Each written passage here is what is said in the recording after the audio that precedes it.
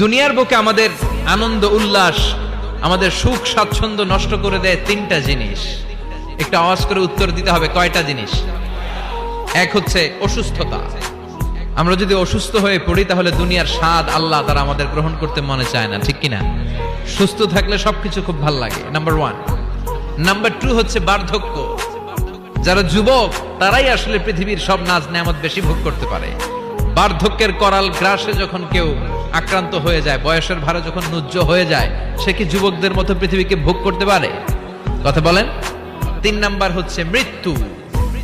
The death, the most certain thing in our life is death, but the most uncertain thing in our life is the time of death. আমাদের জীবনের সবচেয়ে সুনিশ্চিত বিষয় হচ্ছে মরণ, আর সবচেয়ে অনিশ্চিত বিষয় হচ্ছে মরণের সময়। আমরা সবাই জানি যে আমরা এই দুনিয়া থেকে বিদায় নিব, আমরা মরবো, ঠিক কিনা? এটা আমরা জানি না? জানি, কিন্তু আমরা কবে মরবো এটা কি কেউ জানি? চিল্লায় বলেন।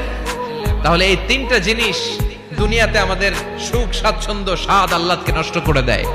আল্লাহ বলবেন এই তিনটা জিনিস যেহেতু তোমাদের সুখকে নষ্ট করে, জান্নাত থেকে এই তিনটা জিনিসকে আমি আল্লাহ আউট করে দিলাম।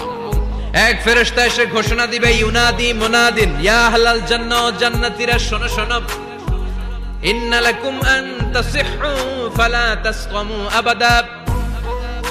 জান্নাতের ভেতর আজীবন তোমরা সুস্থ থাকবা, জান্নাতের ভেতর কেউ তোমরা অসুস্থ হবে না। ওয়া ইন্না লাকুম আন তাশুব্বু ফালা তাহরামু আবাদা। জান্নাতের ভেতর সবাই যুবক থাকবা, কেউ আর বৃদ্ধ হবে না।